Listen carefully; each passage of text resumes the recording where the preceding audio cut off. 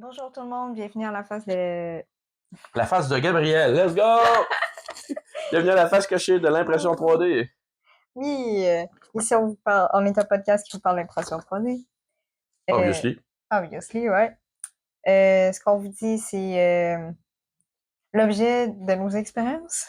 T'essayes trop d'avoir un texte, toi. Ce qu'on vous parle, c'est vraiment de nos expériences personnelles, de ce qu'on a connu. Fait qu'hésitez surtout pas à faire vos propres recherches, vos propres tests sur ce qu'on dit. Et vous pouvez toujours venir nous voir en commentaire et nous dire les résultats de vos recherches. Ça va nous faire plaisir d'en apprendre plus. Exactement. Ah, pas besoin de se compliquer la vie. Non, c'est sûr. Qu'est-ce qu'on fait aujourd'hui, ma chère Sandrine? Aujourd'hui, on va vous donner quelques mythes et réalités sur l'impression 3D. Ouais. On a une panoplie de choses. On a 15 si je me trompe pas. C'est l'heure d'apprendre, les amis. Aujourd'hui, on est un peu sur la forme d'un jeu. Donc, on va avoir des questions, en fait, pas des questions, mais des statements, des phrases. Puis, moi, là, c'est toi qui les as. Moi, je vais dire si je pense que c'est un mythe ou une réalité. Je vais élaborer un peu sur le sujet aussi et la raison pourquoi. Puis, tu vas nous donner la réponse avec des exemples aussi. Tout dépendant, c'est quoi. Ça marche? Oui. T'as compris la feuille? Oui, non, c'est juste que j'étais comme en mode... non, maintenant je comprends. Let's go! Ben, on commence? Let's go. Vas-y, faut pas que je regarde la feuille. L'impression 3D est une nouvelle technologie. Elle est nouvellement connue, mais ça fait plus longtemps qu'elle existe. Je sais que la première a été de la pression résine et que ça fait quand même un bout. Je pense que c'est avant les années 2000. Ouais, effectivement. Est-ce que je vous donne la réponse ou pas? Ben, tu viens de la dire, oui, effectivement. Non, mais l'impression 3D, ça existe depuis plus de 30 ans. 30 La ans, ça. CLA, qui est stéréolithographie, on va dire, je l'ai bien dit. Moi, je l'ai bien dit, je crois. Ben oui, ben oui. Ça a été inventé en 84. 1984. Ouais. C'est quoi, t'as dit, le PLA? Non, la SLA. C'est là, ok, ouais, c'est ça. Non, Ouais, c'est ça, c'est la première résine qui a été faite. Puis à la différence de la DLP, comme on a dit, je pense, dans notre première vidéo, la DLP, c'est un écran, tandis que la SLA, c'est un laser qui va venir curer la résine. Okay. On va t'écouter pendant que je te parlais. Mais oui, c'est ça, fait que c'est pour ça que je dis. En 84, quand tu y penses. Je vais juste replacer mon Personne micro. qui parlait de ça. Ben non, oui, là, Ben non, parce que c'était développé en arrière-plan. Non, c'est que c'était pas fait en avant, c'est que le monde a commencé à faire des tests, puis ça coûtait des millions et des milliards de développement, puis d'idées, de tests, puis toute l'équipe. Puis aujourd'hui, c'est tellement rendu des principes qui sont connus, puis qu'ils sont capables de reproduire avec beaucoup plus simple. C'est comme n'importe quoi. Tu commences ça méga gros, ça ressemble gros comme une maison. Mais regarde les ordinateurs. Au début, les ordinateurs étaient énormes. C'est plus gros qu'un terrain de football. Aujourd'hui, t'en traînes un dans tes poches. Ton sel. Ouais. Tu sais? Bon, malgré qu'il y a des modèles qui... c'est drôle parce qu'ils ont fait des gros modèles, ils ont fait des plus petits modèles, ils font des plus gros modèles. Ah, ben, ça se promène tout le temps. C'est des modes. Là. Non, j'avoue. Next! Un sur un. La fabrication additive remplacera la fabrication traditionnelle. Jamais. Jamais parce que les technologies traditionnelles, comme mettons le moule à injection, ont généralement une meilleure force. Et ils vont pas nécessairement être utiles pour les mêmes applications. Je sais que l'impression 3D est capable de faire des choses que les traditionnels n'est pas capable de faire, mais à l'inverse, les méthodes traditionnelles ont des grands avantages sur l'impression 3D. Si on parle juste de moule à injection pour des grandes quantités, ça va battre parce que ça prend 5 secondes, tu en as peut-être 15 de fait. Effectivement. Versus l'impression 3D, c'est bon pour faire des petites séries sans grand investissement, alors que c'est ça, les moules à injection prennent des gros investissements. Là, je prends le moule à injection comme principe, mais ça ne pourra pas tout faire, mais ça peut en faire beaucoup. C'est un peu pas mal la bonne réponse. L'impression 3D ne représente qu'une fraction de l'industrie manufacturière et est mieux adaptée à certaines applications spécifiques. C'est pas mal ce que tu as dit. Pas mal, ouais. C'est ça, c'est parce que tu peux pas tout faire avec tout. Puis c'est pas pour rien qu'il y a déjà plein de technologies qui existent pour faire plein de choses différentes. C'est que c'est utile pour certains domaines spécifiques. Non, la même raison que si on fait juste regarder la résine versus le filament, ils sont pas là pour les mêmes raisons, pas pour les mêmes utilités, pas pour les mêmes fonctions. C'est vrai qu'il y a plusieurs sortes d'impression 3D aussi. Oui, il y a plusieurs sortes. Ah ben justement. C'est quoi, c'est la question après, ça? L'impression 3D est une seule technologie. Non, il y en a beaucoup. Il y a juste, on a parlé directement au premier épisode, je pense. L'impression filament, qui est la FDM traditionnelle, DLP, SLA, qui est les deux résines qu'on peut avoir aussi à domicile, si je ne me trompe pas. On a la SLS, qui est en poudre. On a plusieurs autres matériaux qu'on peut avoir. Il y en a même qui ressemblent plus à comme des jets d'encre. En tout cas, il y en a plein de sortes, puis plein de technologies différentes, plein de fonctionnalités différentes, plein d'usages différents, plein de résistances différentes, plein de sortes de différences. C'est pas mal ça, là. Eux, ils disent c'est un terme générique englobant plusieurs procédés d'impression 3D avec, ils disent 7 catégories différentes identifiées par la norme machin chouette. La norme machin chouette, je l'aime celle-là. Ouais, je peux le dire au complet, mais non, c'est la norme machin chouette, c'est correct. Ouais, c'est ça. Ça va devenir un meme dans les prochains épisodes, ça va être la norme machin chouette. Pourquoi pas? Next, l'impression 3D permet de créer des pièces complexes impossibles à fabriquer par des méthodes traditionnelles. Vrai, ça c'est vrai, parce que comme je le disais, c'est, mettons juste la résine, c'est que tu peux avoir des formes que tu peux pas créer autrement. Comme le meilleur exemple que je donne dans les salons quand on a des événements, c'est tout ce qui est des chaînes. Tu peux imprimer des print in place que sont déjà des chaînes attachées tu peux pas te défaire. Comparativement aux chaînes traditionnelles en métal, qui c'est les morceaux plats qui sont pliés un dans l'autre. Ouais. Parce que là, ils sont créés un dans l'autre. Tu peux pas faire ça avec des méthodes traditionnelles. Effectivement. C'est un vrai? Réponse, oui. Oui. L'impression 3D ne nécessite qu'une simple pression sur un bouton. Et tabarouette que non. La personne qui pense ça n'a jamais essayé d'impression 3D. Il y en a beaucoup sur Marketplace. C'est assez régulièrement, je vois du monde qui dit « Ah, je pensais que c'était plus simple que ça, puis ils vendent leur machine. » C'est que, juste de façon générale, on a la modélisation, mais qui est pas nécessairement reliée à l'impression 3D. Parce que tu peux imprimer sans modéliser. Tu peux trouver des modèles en ligne.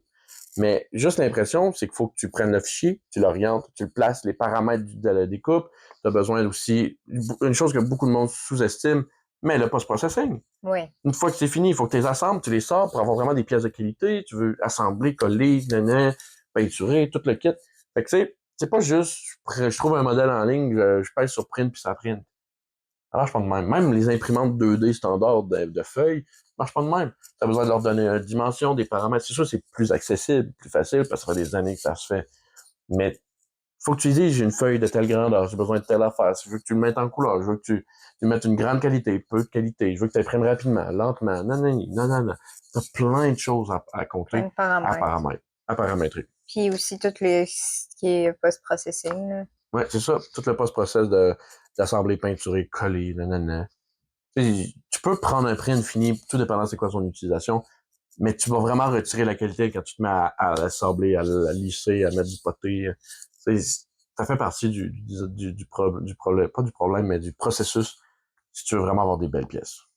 Tu as pas mal mieux répondu à la réponse que la réponse elle-même, donc je la lirai pas.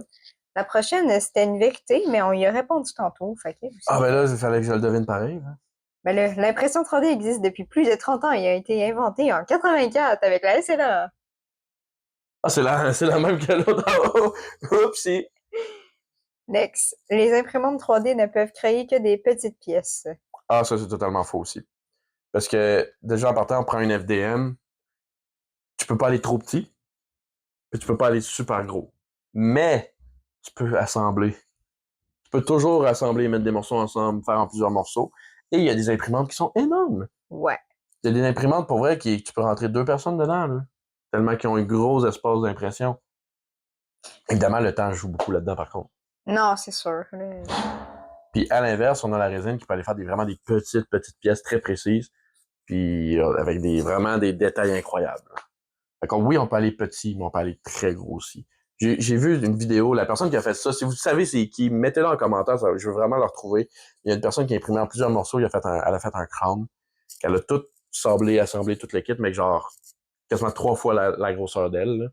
OK. Puis elle a peinturé un peu comme en Mexique pour la fête de la mort, ces affaires-là, avec plein de couleurs éclatantes. Ah, ça devait être C'était incroyable, mais j'imagine pas le temps qu'elle a mis là-dedans en post-process puis en assemblage. Ouais. Puis juste en print, parce que c'est plusieurs morceaux, là. C'est fou, là, mais pour vrai, c'est un super beau travail, super beau projet. Là. Ouais, ça me fait penser, les gens, ils se rendent pas nécessairement compte à quel point il y a du travail derrière ces Même chose que les peintres. Tu dis, oh mon Dieu, c'est beau, ça c'est l'affaire. Non, vraiment pas. Non, mais c'est fais-moi un bonhomme allumette, puis on va voir si t'es capable de dessiner ça. Ici, ils disent il existe des techniques d'impression 3D grand format comme l'imprimante LSAM de Turnwood, on va dire que je prononce bien, capable de produire des pièces de 6 mètres de long. Ah, c'est ça. Quand même, j'imagine. Peut-être qu'aujourd'hui, il y en a tu sais, comme on... Ah, il y en a qui peuvent en avoir. Je pense qu'il y en a une qui c'est Orange, je pense, qu'elle s'appelle, ou quelque chose de même, mais c'est une imprimante grand format, qui a 4 plateaux chauffants indépendants, grand format, pour faire le plateau complet, puis d'imprimer, puis tu peux littéralement tenir dedans, mais tu peux l'acheter pour chez vous. Je pense que c'est un 1000-2000, là. À peu près, là, de mémoire, là, c'est peut-être un peu plus, là, mais tu peux théoriquement l'acheter, là. Quand même vachement cool. Mais il faut que tu aies une méchante bonne utilité pour ça. Celle-là, je la comprends comme pas trop de la manière qu'elle est formulée. Essaye, vas-y. Avec l'impression 3D, la complexité est gratuite. C'est vrai que ça sonne un peu euh, brocabolant, mais j'aurais tendance à dire que pas tout le temps, parce que la complexité est gratuite, ça veut dire tu peux facilement aller dans la complexité. Mais j'ai tendance à dire que tu peux aller très simple, autant que tu peux aller très compliqué. Tu peux aller faire pas mal des deux. Tu peux faire des affaires super simples, des beaux petits personnages, un peu comme la chibi, euh, super simple, minimaliste, ou même des pièces de base, que c'est un cercle avec un trou dedans, ou même encore plus de base que ça, des sous-verts. Ouais. Tu peux vraiment faire des affaires vraiment simples, sans te casser la tête, personnalisées. Autant que tu peux aller faire des affaires hyper complexes, comme des reproductions, des trucs qui n'existent pas, des designs de systèmes automatisés pour fermer ta porte si ça te tente. Tu peux vraiment faire des systèmes vraiment mécaniquement complexes. Tu peux faire autant les deux. Je sais pas si c'est un vrai ou un faux, un mythe ou une réalité, mais...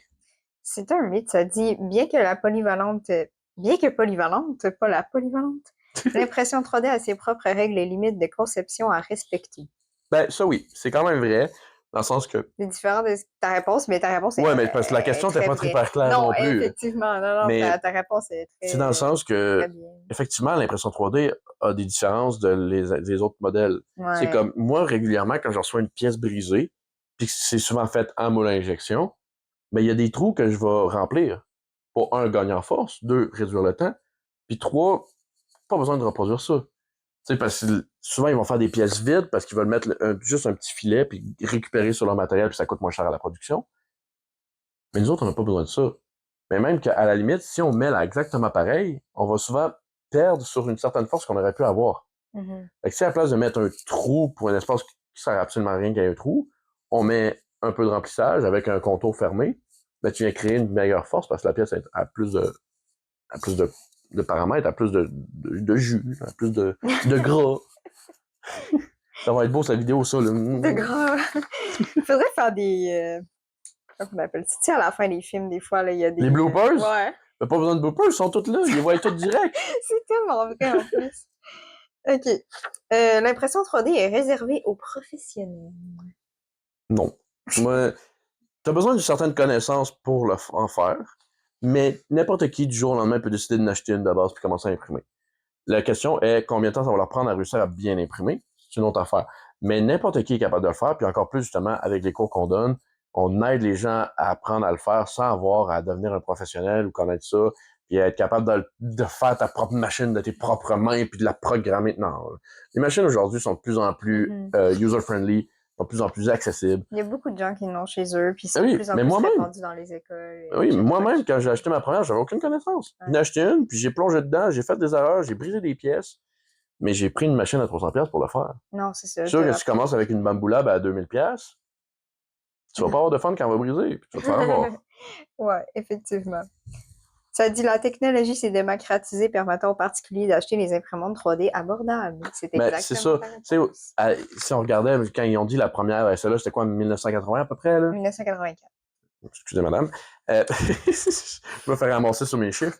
Mais la première essai-là, tu penses qu'elle a coûté combien? Sûrement très cher. Des millions et des milliards à produire et à développer. Aujourd'hui, Ouais. si tu regardes une filament, tu sais que tu as besoin de stepper motor, tu sais comment ils sont programmés, comment ils sont parlés, tu sais comment avoir un PID pour ton chauffer ta buse, pour pas que ça fasse on à 100%, puis qu'aussitôt qu'elle arrive, mettons, à 200 degrés, elle fasse off, mais que là, elle continue de chauffer parce que l'élément est encore chaud. Fait que, tu sais, on a un PID qui est capable de le faire, on s'est tout développé, c'est tout fait, fait qu'ils n'ont pas besoin de réinventer la roue. Ils rajoutent des features, ils rajoutent de la facilité d'utilisation, ils rajoutent de la fiabilité, mais le principe reste le même. Ouais. Ça reste que tu prends autant la N23 que la Bamboo Lab, ben ils font gauche-droite avec des stepper motors qui sont plus ou moins précis, avec des courroies, puis tu sais, Ils réinventent pas la roue à chaque fois. Non. Ils augmentent ce qui existe déjà. Fait que c'est pour ça qu'à un moment donné, vu que ça devient connu, ça devient démocratisé, ça dit, hey, on est capable de simplifier tout ça, donc beaucoup moins de pièces que les premières qui ont fait. Hey, la première, celle-là, elle était probablement très grosse. Là. Mais c'est que les pièces, après ça, ben, on sait c'est quoi qu'on est capable de faire avec le plus bas possible, donc ça réduit les coûts. Une des démarches de développement, c'est à un moment donné, on prend, OK, on a réussi à le faire, maintenant on réduit le coût que ça coûte de le produire. Si tu prends un moteur puis qui coûte 150 millions, tu vas pas le mettre dans un char. Ouais. Il est trop gros, il est trop cher, puis il est pas assez efficace. Effectivement. La première étape, c'est de trouver une façon de le faire, prouve que ça peut marcher, puis ça peut se faire. Après ça, simplifie. On va essayer de mettre ça à la place. On va essayer de remplacer ça par ça. On va ramener tout ça, puis faire un morceau qui est plus petit. C'est le même que ça marche. Oui, effectivement. Regarde le premier ordinateur qui fait qu'est-ce qu'il faisait versus aujourd'hui, puis combien ça coûte. Donc, aussi, le même principe, tu disais, genre, ça devait être énorme dans le temps, ben autant les ordi, c'était... Ben ça, c'est un terrain de football. Puis je pense que le premier ordi, c'était un terrain de football, puis le mot bug vient littéralement d'une bébête qui est rentrée dans un des circuits, puis que ça a fait planter l'ordi. Tellement que c'était énorme, tu sais. C'est pour ça qu'aujourd'hui, on dit que c'est un bug, parce qu'il y avait un insecte dans la machine. Pour vrai, je savais même pas. Oui. On dit que c'est un bug parce que, comme tu disais, c'est gros comme un terrain de football. Il y avait des bébites dehors, il y avait des affaires, tu sais. Il y en a une qui s'est faufilée à quelque part et qu'elle s'est fait se faire un short. C'est un bug. There's a bug. Moi, j'imagine la scène, là. Hey, what the problem? There's a bug, there's a bug. What the bug? Probablement de même, ça a commencé, hein, le mot. Ah. Bug, ça veut dire insecte. Non, c'est juste. Non, mais je le dis pour le monde qui suit. Next. La NASA utilise l'impression 3D pour créer des pièces de moteurs de fusil. Ouais. La NASA a un plus gros budget que moi et toi. Et non, beaucoup de monde. Pas vrai. Donc, eux autres, ils ont accès à des technologies d'impression 3D beaucoup plus avancées, beaucoup plus développées, dont l'impression métal. Des fois, j'en vois aussi en ligne avec c'est un bras, littéralement juste un bras robotisé qui fait toute ta forme, toutes ces affaires. C'est vraiment incroyable à voir. J'aimerais vraiment pouvoir voir leurs choses. Mais effectivement, ils sont capables d'imprimer métal, capables d'imprimer des polymères, plein d'affaires qu'ils font.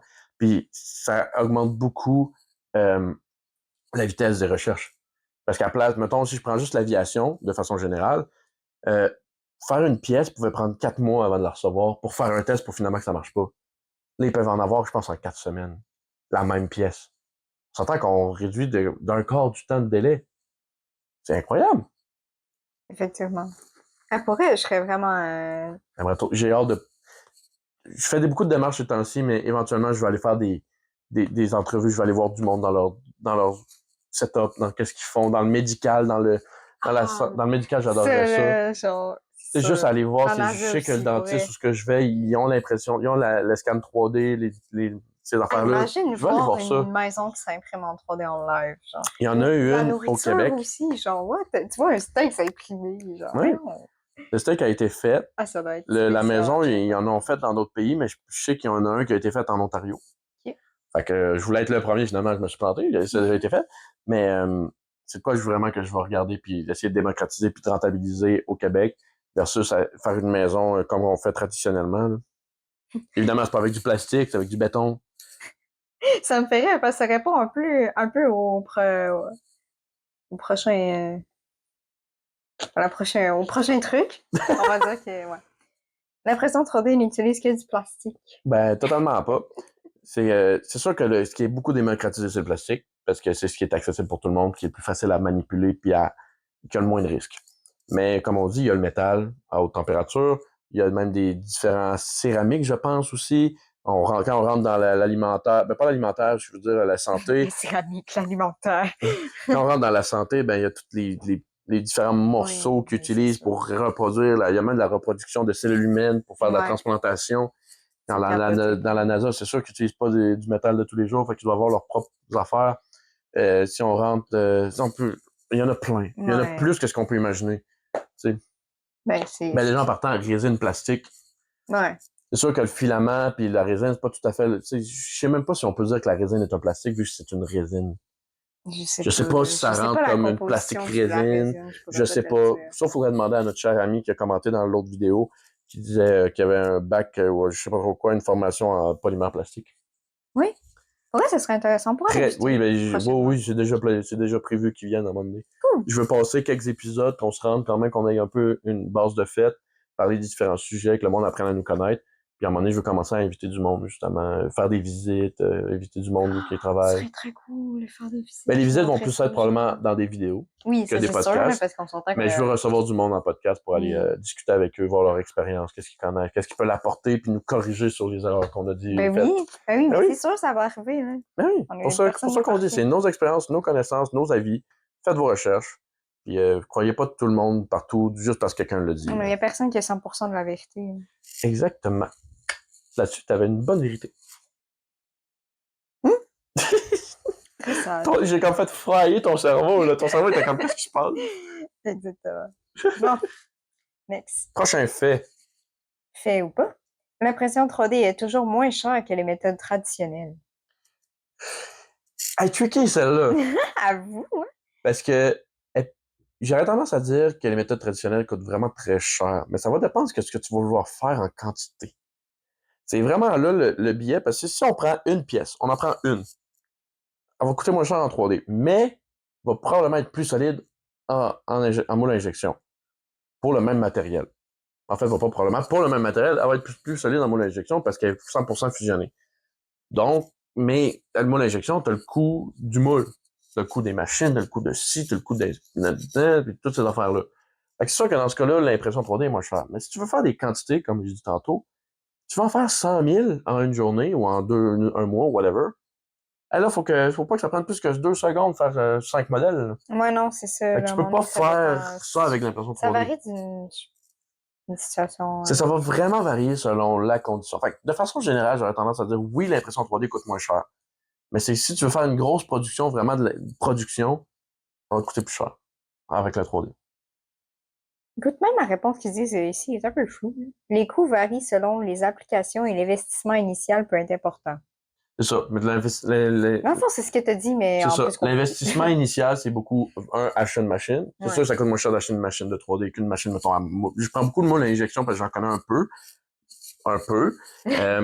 Mais c'est que le moule à injection, la machine, c'est déjà un bon montant. Après ça, tu as les moules à produire, que ça coûte un montant à faire aussi, qui souvent est très cher parce que tu fais ça dans du métal.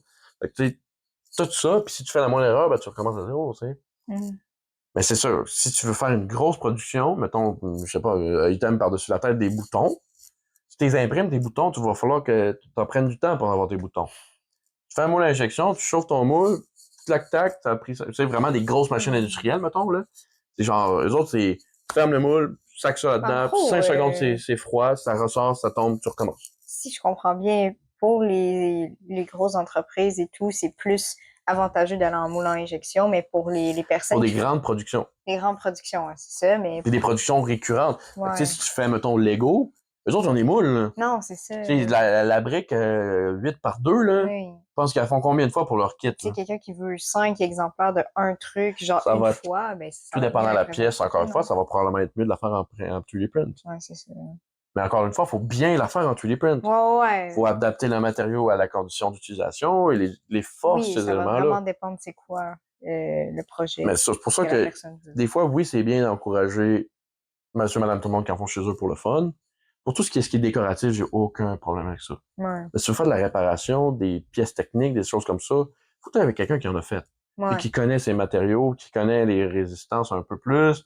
Pas juste, genre, j'imprime en PLA pour faire ça, pour le fun, mais finalement, ça va fondre dans ton char. Ça. Non, c'est sûr. Pas, là. Effectivement. Next. On peut désormais imprimer des maisons entières en 3D avec des exemples en Chine et en France. Ça, c'est vrai. Comme j'en ai parlé tantôt, il y a aussi il y a eu une faite en Ontario. Je pense que ça a été dans les années 2000. Hey, crime, je pensais que ça aurait été plus récent que ça. Ben, dans les années 2000, je comprends de 2000 à aujourd'hui. Là. Ah, ok. Moi, dans ma tête, c'était en 2000. Genre. Non, mais je dis dans les années... En tout cas, c'est vrai que je comprends ce que tu veux dire. Mais de 2000 à 2025, mettons, là, ça a été fait là-dedans, je me rappelle plus quand exactement, mais j'ai vu le reportage là-dessus. Mais oui, c'est le même principe, c'est que t'as un frame que tu construis autour, t'as une buse ça coule du béton dedans, puis ça se promène, puis ça fait ton contour, ça fait toute ta forme. Puis t'as souvent une fois que c'est construit, t'as besoin d'avoir une ou peut-être deux personnes pour juste mettre les contours de fenêtre pour pas que justement le béton aille dans un trou, des trucs comme ça. Mais généralement, ça doit être énorme. C'est énorme. J'aimerais ça en voir une en vrai. Pour vrai, moi aussi. J'adorerais ça. Ah, ça serait, ouais. Puis j'ai vu justement des vidéos justement sur l'intérieur, une fois meublé, toute l'équipe. Puis je dois avouer que c'est pas aussi laid que je pensais que ce serait. Ça donne un style, je trouve. À la place d'avoir, mettons, juste des murs plats comme ça, c'est justement toutes les grosses vagues du print. Ouais. Fait que ça donne vraiment un gros style. Tu sais, c'est vraiment des gros layers, là. Fait que ça donne vraiment un style assez cool. Puis évidemment, il y a toujours une façon de remettre des survêtements et des affaires par-dessus. Pour pas que ça paraisse, mais dépendamment du goût de la personne. Cru comme ça se fait. Hein? Ouais. Évidemment, au Québec, il faudrait qu'on ait d'isolant et des trucs comme ça, parce qu'il fait même trop fret l'hiver. Là. Ouais, clairement. Mais je suis sûre qu'à un moment donné, ça va s'en venir. Ah oui, il y en a une en Ontario. Non, c'est M'écoute pas! Oui, je t'écoute, mais ça... Il en reste combien, là? 2! Il en reste 2. Oh! J'espère que vous avez eu des bonnes réponses jusqu'à présent. Hein? Sinon, ça veut dire, si vous les êtes trompés dans un des énoncés, ça veut dire que vous avez besoin de vous abonner pour voir les prochains parce que vous en connaissez pas encore assez. Exactement. Écoutez-le, il a raison. Oui, ça m'arrive. 100% du temps. 100% non, c'est excusez 99. Non. C'est ça, t'es Dieu. Je suis Dieu, ben oui, let's go. C'est sûr que être Dieu, je créerais avec des imprimantes 3D. En tout cas, next. On peut imprimer des organes humains fonctionnels. Pas encore. Il y a eu des tests qui ont été faits, qui ont été capables d'imprimer vraiment un cœur qui fonctionnait, mais il n'était pas implantable. Ils ne pouvaient pas le mettre dans quelqu'un. Mais ça a été fait.